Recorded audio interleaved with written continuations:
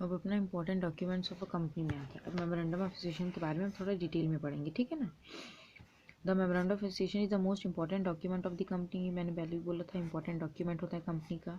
It is said to be charter of the company. एक charter होता है, मतलब सब चीज़ में जो मेंशन रहता है, ठीक है, कंपनी का। It contains the fundamental condition upon which alone the company is allowed to be incorporated. उसमें सारी कंडीशन लिखी रहती है, जैसे जिस वजह से कंपनी को रजिस्टर किया जाता है ना, और जिस तरीके से कंपनी रजिस्टर होती है, सब लिखा रहता है उसमें।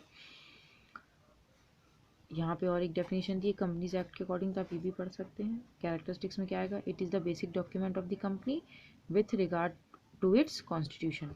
ये बेसिक डॉक्यूमेंट होता है, बेसिक और नेसेसरी डॉक्यूमेंट होता है, ठीक है ना। Memorandum defines the limit and scope of the company. ये डिफाइन करता है कि कंपनी की क्या लिमिट है, कितना उसका स्कोप है, कितना फैलाव है, ठीक है ना। Every company suppose to function with in this limits, और इसी लिमिट्स के अंदर कंपनी को फंक्शन करना पड़ता है, इससे बाहर जाके वो फंक्शन नहीं कर सकती है। It determines the relation of the company with the outside world, कि कंपनी का क्या रिलेशन है आउटसाइड वर्ल्ड से, ये पता करता है इसमें, ठीक है ना। It state duties of the share holder, share holders की क्या ड्यूटीज़ है ये बताते हैं।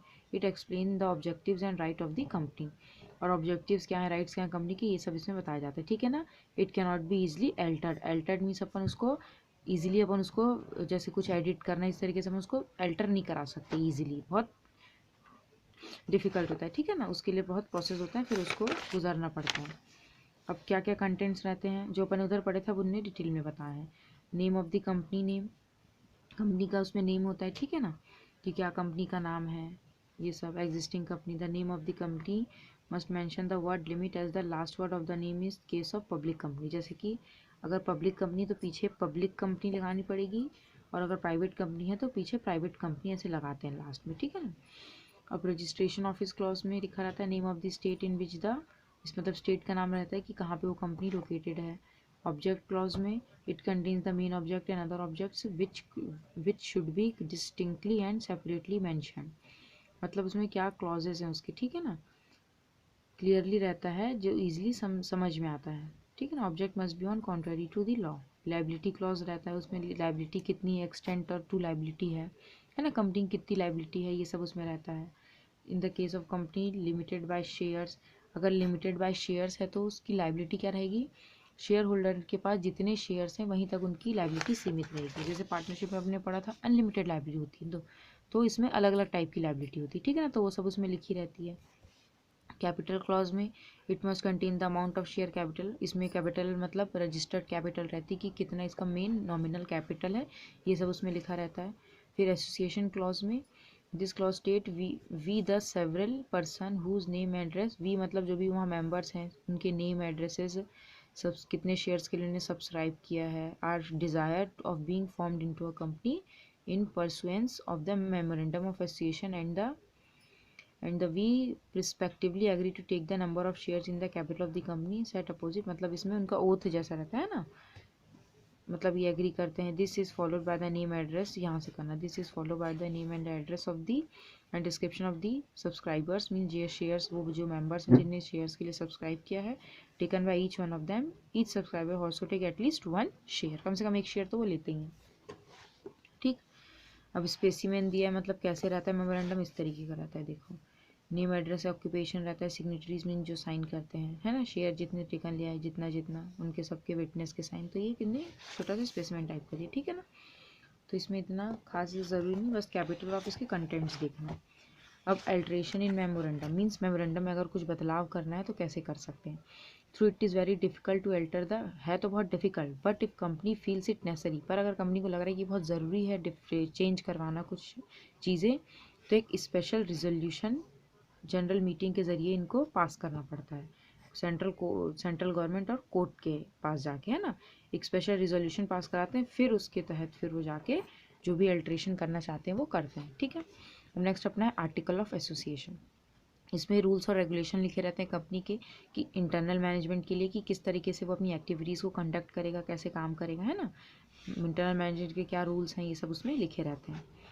इसका मैं पहले ही बता चुकी हूँ, ये डेफिनेशन ने कंपनीज एक्ट में दी है, तो आप ये वाली भी डेफिनेशन कर सकते हैं। अब इसके कैरेक्टरिस्टिक क्या होते हैं, it clarifies the rules regarding the internal organisation, मतलब इंटरनल ऑर्गेनाइजेशन में जो कंपनी है उसके अंदर के लोग जैसे वर्क करेंगे उनके लिए सारे रूल्स लिखे रहते हैं, ठीक है ना। It is not necessary for every company. अब आर्टिकल ऑफ ज़रूरी नहीं है कि हर सारे कंपनी के पास आर्टिकल हो, पर जिस कंपनी के पास आर्टिकल नहीं होता वो टेबल ए के रूल्स को अडॉप्ट करता है, ठीक है। This document is paragraphed and numbered. ये डॉक्यूमेंट पैराग्राफ फॉर्म में रहता है और नंबर में रहता है। This document made under the provision of companies act. Memorandum of association companies act के अंदर इस प्रोविजन डॉक्यूमेंट को बनाया जाता है। इसको ईजिली अपन अल्टर कर सकते हैं, है ना। मेमोरेंडम को दिक्कत होती है अल्टर करने पर, इसको अपन ईजिली अल्टर कर सकते हैं क्योंकि ये इतना कंपलसरी नहीं है। This is an another important documents of the company. It also signed with witnessed of by the signatory. इसमें भी साइन करते हैं, जो भी सिग्नेटरी विटनेस रहते हैं वो साइन करते हैं अपना, ठीक है ना। अब इसमें क्या क्या कंटेंट रहते हैं, शेयर कैपिटल रहता है, राइट्स रहते हैं, शेयर होल्डर के क्या राइट्स एंड ड्यूटीज़ है ना। Limit of scale of minimum share को कितने लिमिट में आप बेच सकते हो, पॉलिसी नरियर्स, lien on shares, transfer of transmission of shares को किस तरह ट्रांसफ़र करना है, ट्रांसमिशन करना है, ठीक है ना। ये सब उसमें लिखा रहता है। ये इतने सारे हैं तो कम से कम 5-6 आप पढ़ लोगे इसके कंटेंट्स हैं तो काफ़ी है इतना। अब ये देखो डिफरेंस में, ये दोनों का डिफरेंस दिया है। फर्स्ट क्या है, सब्जेक्ट मैटर में it establish the object and right of the company. इसमें ऑब्जेक्ट और राइट रहता है, ऑब्जेक्टिव होता है कंपनी का। इसमें बायलॉज में रूल्स रेगुलेशन लिखे रहते हैं कंपनी के इंटरनल मैनेजमेंट के लिए, ठीक है ना।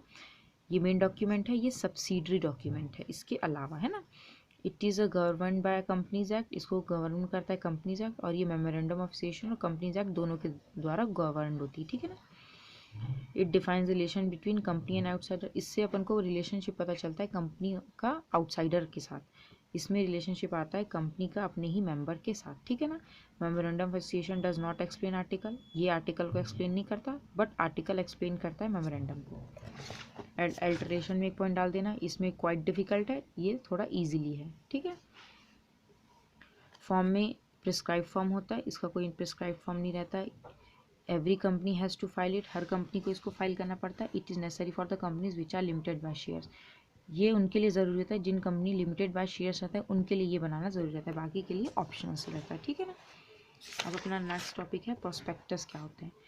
For formation of public company a copy of prospectus is filled with the registrar of the company. देखो जब कंपनी फॉर्म होती है, जब कंपनी बनती है तो एक प्रोस्पेक्टस भी भर के रजिस्ट्रार के पास देना पड़ता है ना, कॉपी सबमिट करनी पड़ती है in order to finance its activities, अपनी एक्टिविटीज़ को फाइनेंस करने के लिए। अ कंपनी नीड्स कैपिटल, अब देखो कंपनी चलाने के लिए पैसे चाहिए, which is raised by public company, है ना, जो पब्लिक कंपनी रेज करती है bye issuing prospectus inviting deposit. अब कंपनी को पैसे चाहिए तो प्रोस्पेक्टस में क्या, प्रोस्पेक्टस एक इन्विटेशन होता है, ठीक है ना। जैसे आप शादी में जाते हैं, आपको इनवाइट करते हैं, आप जाते हो, तो प्रोस्पेक्टस भी एक इन्विटेशन जैसा होता है जो पब्लिक को, लोगों को इनवाइट करता है कि आओ आप हमारे कंपनी में इन्वेस्ट करो, शेयर्स खरीदो, तो वही बोल रहा है। फाइनेंस बढ़ाता है, इसमें लिखा है public company by issuing prospectus inviting deposit, वही इनवाइट करता है डिपॉजिट और offer the share and debentures from the public, offer करता है उनको। प्राइवेट कंपनीज प्रोहिबिटेड, और देखो ये पब्लिक कंपनी बस इसको प्रोस्पेक्टस को रखती है, प्राइवेट कंपनी प्रोहिबिट मतलब प्राइवेट को रुका, प्रोहिबिट है ना, वो ऐसा नहीं कर सकती है, ठीक है। It it it need not to issue prospectus, private company को प्रोस्पेक्टस इशू करने की ज़रूरत नहीं है। अब prospectus issued must be dated, उसमें सब डेट ये सब लिखा रहता है, डेट उसमें, है ना। तो उसके बाद डेफिनेशन में देखिए तो ये एक डेफिनेशन और दी कंपनीज एक्ट के अंदर, तो जो आपको इजी लगे ऊपर वाली ये तो आप उसको कर सकते हैं। अब ऑब्जेक्ट क्या होते हैं प्रोस्पेक्टस के, to invite public for purchasing shares and debentures, public को इनवाइट करते हैं शेयर्स और डिवेंचर्स परचेज करने के लिए। To intimate public about the formation of the new company, मतलब पब्लिक को जानकारी देते हैं कि नई कंपनी फॉर्म हुई है, आप आइए इसमें इन्वेस्ट करिए।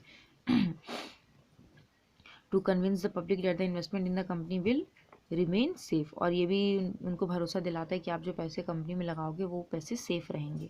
To announce that it feels the truth and the directors are responsible for it, और ये भी अनाउंस करता है कि ये सब सही है और जो भी गलती होगी उसके लिए डायरेक्टर्स आर रिस्पॉन्सिबल, ठीक है। और प्रोस्पेक्टस में क्या क्या रहता है, मतलब डेट लिखा रहता है कि जब वो इशू हुआ है तब का, नेम एड्रेस ऑक्यूपेशन होते हैं सिग्नेटरीज के, मतलब जो उसमें लोगो रहते हैं ना, मेंबर्स रहते हैं उनके सब नाम रहते हैं। The main object of the company of as given in the memorandum, जो भी ऑब्जेक्टिव है कंपनी का वो लिखा रहता है उसमें। Different classes different classes of shares लिखे रहते हैं, मतलब कई तरह के शेयर्स होते हैं ना, तो आप जो शेयर चाहे वो तरीके ले सकते हैं। नेम और एड्रेस होता है रजिस्टर ऑफिस का, है ना, जहाँ से ऑफिस को, जिस ऑफिस से आपने रजिस्टर कराया कंपनी का, वो भी लिखा रहता है, क्योंकि आप कंफर्म करना चाहते हैं ना सही है कि नहीं है, इस तरीके से।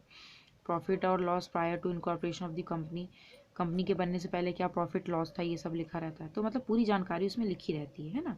Name address occupation of directors का क्या ऑक्यूपेशन है, कैपिटलाइजेशन ऑफ प्रॉफिट और रिजर्व, तो ये सब उसमें कंटेंट्स लिखे रहते हैं।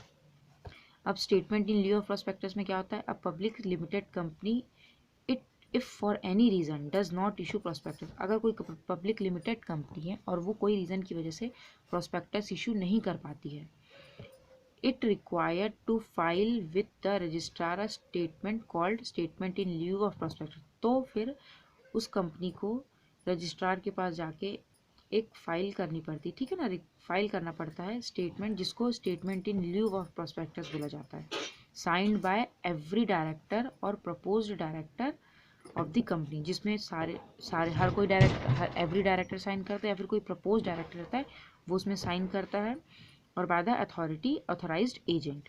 It is the form of given, its form is given in the companies act, all the particulars of the prospectus are shown in its briefly. ठीक है, जो कंपनी प्रोस्पेक्टस नहीं इशू करती है वो एक स्टेटमेंट इशू करती है, जिसको statement in lieu of prospectus बोला जाता है। ठीक है, अब इसके क्या कंटेंट्स होते हैं, information of preliminary expenses, preliminary मतलब जो बेसिक जो एक्सपेंसेस हैं प्रिलिमिनरी, वो उनके बारे में सब जानकारी रहती है।